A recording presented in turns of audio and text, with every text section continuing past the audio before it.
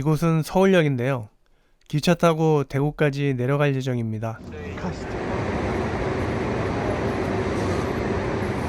오늘은 대구를 처음 여행하는 분들이 가볼 만한 여행지를 1박 2일 동안 여행하면서 소개할게요.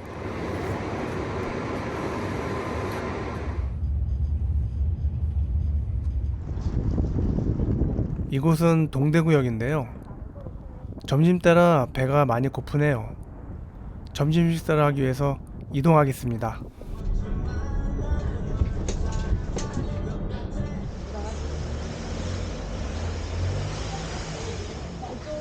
찜갈비 거리에 있는 찜갈비 전문점입니다.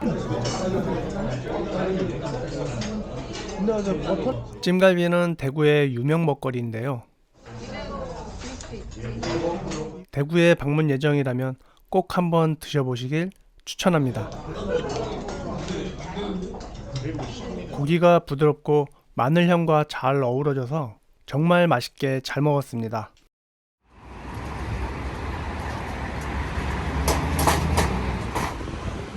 이곳은 대구의 근대 역사를 대표하는 중심지 근대문화골목입니다.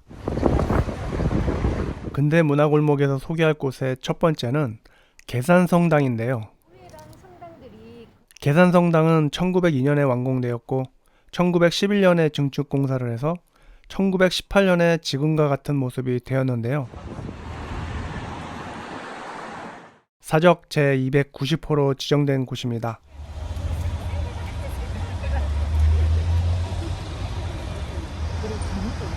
계산성당이 있는 곳에서 계산 오거리 방향으로 가다 보면 계산성당에 관련된 내용이 있으니 관심 있는 분들은 보고 가도 좋겠네요. 해설사가 필요하면 개인 여행은 대구 골목 투어 사이트에 신청하고 단체 투어는 전화로 신청하면 됩니다. 그 산에서 갖고 온 돌이에요. 길을 따라 계속 가다 보면 이상화고택과 근대문화체험관으로 가는 길이 나옵니다.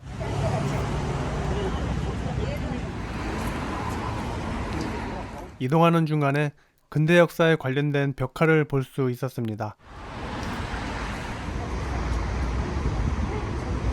쌈지에도 있고 김광석길에도 있고요. 골목의 분위기가 참 좋네요. 이곳은 계산예가 근대문화체험관입니다. 입구에는 각종 공예품이 있는데요. 판매용은 아니고 전시품이었습니다.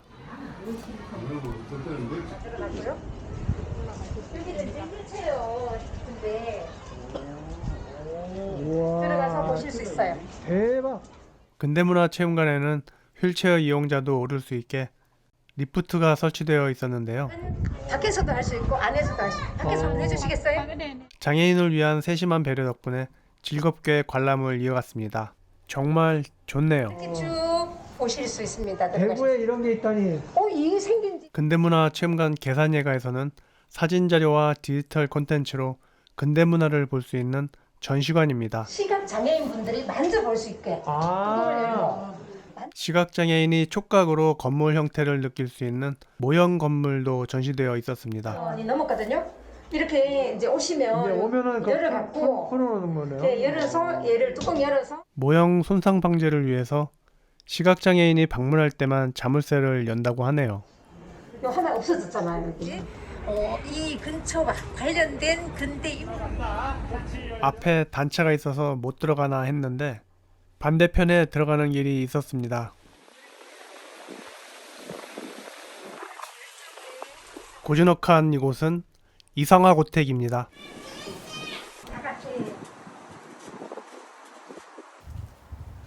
시인 이상화는 일제강점기 때 비탄에 빠진 우리의 정서를 시적 언어로 끌어올림으로써 한국 현대시의 이정표를 세운 시인입니다.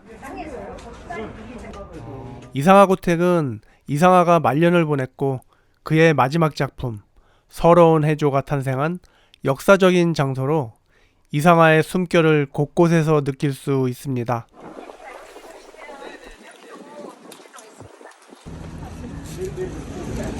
보고는 그냥 지나가지를 못하네.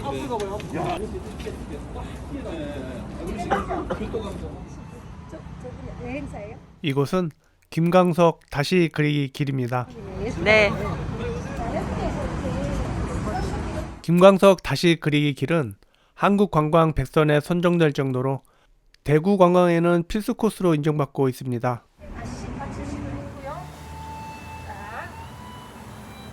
자, 하실 시간은 되는 거 모르겠는데, 자, 다른 그림 찾기. 김광석 길에 있는 관광 안내소에서는 다른 그림 찾기 리플렛을 배포하는데요. 벽화에 다른 그림 찾는 재미도 함께 느껴보시기 바랍니다. 거기 있는 벽화랑 다른 거. 한 그림에 5개씩. 여기가 원래 우범지대였다고 합니다. 김광석이 살아생전에 살았던 대봉동 방천시장 인근 골목에 그의 삶과 음악을 테마로 조성한 벽화거리입니다.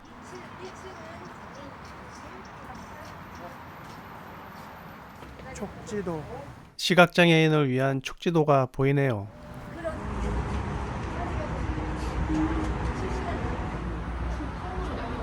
방천시장 쪽으로 이동했습니다. 벽화거리답게 멋진 뮤지션의 모습이 그려져 있네요.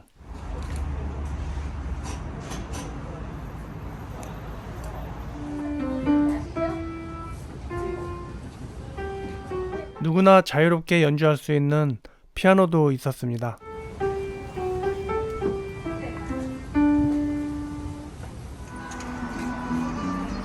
김광석을 기억할 수 있는 벽화와 동상 등을 볼 수 있었는데요.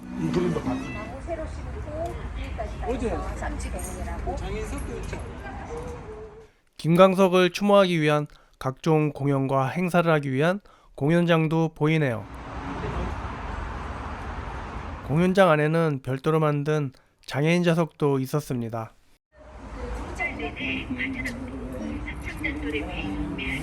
김광석 다시 그리기 길은 김광석의 노래를 좋아해서 당시의 추억을 느끼고 싶은 분들에게 추천합니다.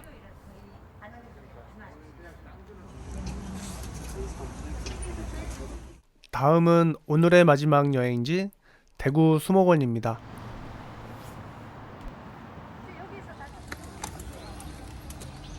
이곳은 대구 수목원과 연결된 주차장입니다.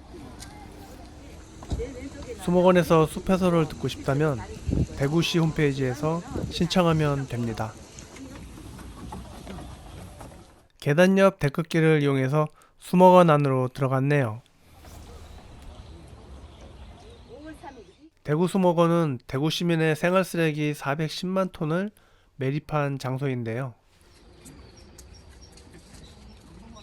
10년 가까이 장기간 방치되어 있었다가 대구시에서 전국 최초로 쓰레기 매립장을 친환경적인 생태공원으로 조성한 곳이라고 합니다.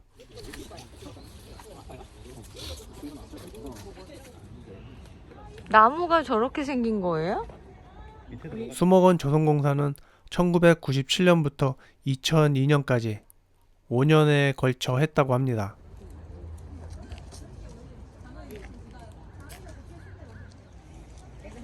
그리고 수목원이 넓어서 다 둘러보려면 시간이 많이 걸리겠더라고요.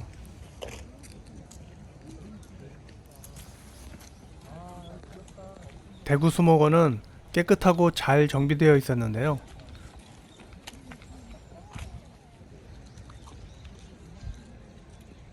경치와 시설 모두 좋아서 여가와 휴식 공간으로 안성맞춤이네요.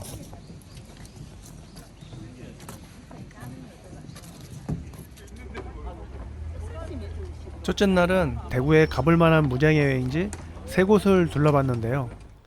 둘째 날에는 열린관광지로 선정된 비들산 국립공원과 사문진 주막촌을 소개하겠습니다.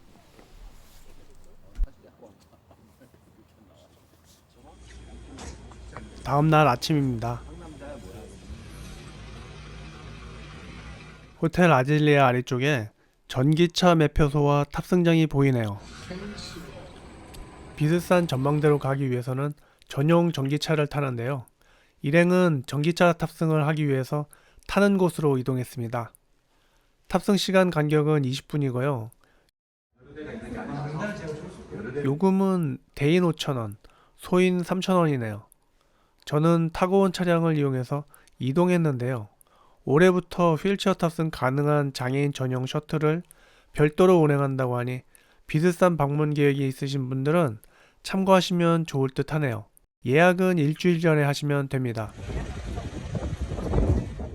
비스산을 오르는 길은 매우 가팔라서 조금 위험해 보였는데요.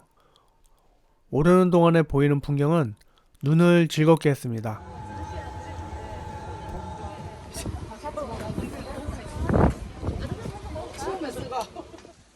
하차한 곳에서 바라본 풍경인데 가슴이 탁 트이는 풍경이 볼만하네요.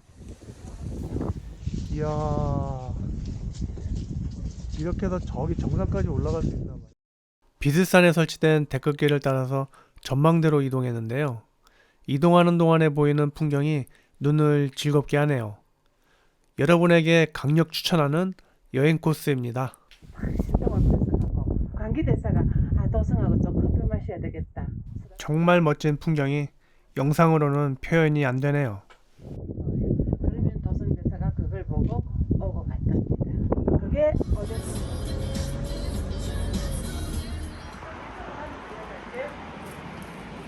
이곳은 볼거리가 가득한 사문진 주막촌입니다. 달성군청에서 알고 요걸 덥석 잡았어요. 주막촌에 500년 된 팽나무가 손님을 맞이하는 듯하네요. 그 앞에는 정승도 보이고 주변에는 대형 피아노 조형물도 보이는데요. 전동 휠체어를 급속 충전할 수 있는 충전기도 보이고요. 햇빛을 피할 수 있는 원색의 벤치도 보이네요. 있어요. 여기 낙동강의 대표적인 나루터였던 사문지는 1900년 3월 26일에 미국 선교사였던 사이드 보텀이 우리나라 최초의 피아노를 들여온 곳으로 알려져 있습니다.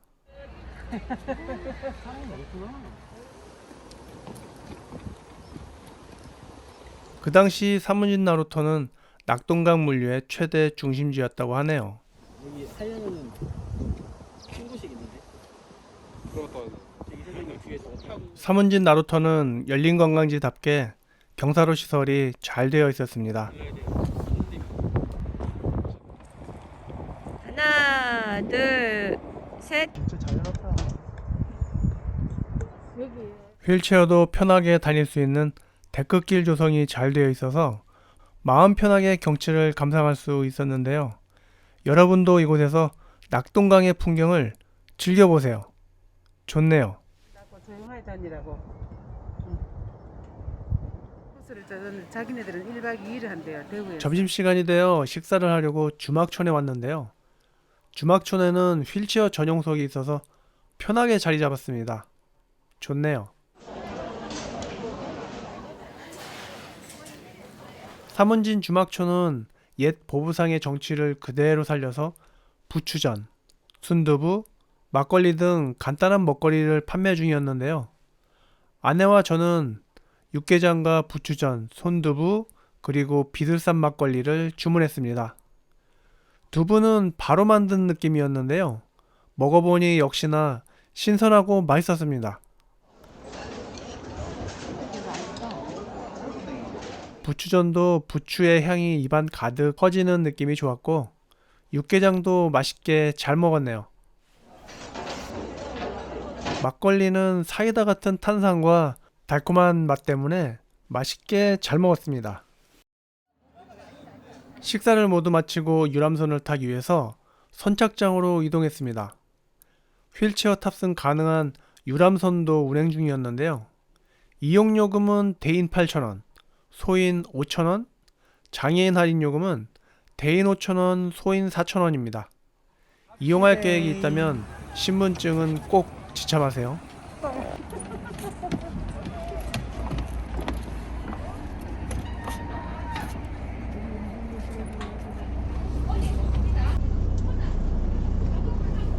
휠체어가 승선하기 쉽게 배 윗부분을 일부 잘라서 문을 만들었는데요. 추가로 설치된 경사판을 이용해서 승선할 수 있었습니다. 여기 딱 있네 이게. 네. 오. 휠체어석도 별도로 마련되어 있네요. 오. 아. 원래 제일 앞에 있으면 여기는 1층 선실 내부고요. 여기는 2층입니다. 아쉽게도 휠체어는 지정된 석 외에는 이동할 수가 없습니다. 배가 많이 좁아요. 달리는 유람선에서 시원한 바람을 맞는 기분이 참 좋네요. 1박 2일 동안 대구의 유명 관광지 5곳을 둘러봤는데요. 대구 관광을 계획하고 있다면 참고하셔서 즐거운 여행이 되길 바라겠습니다. 안녕.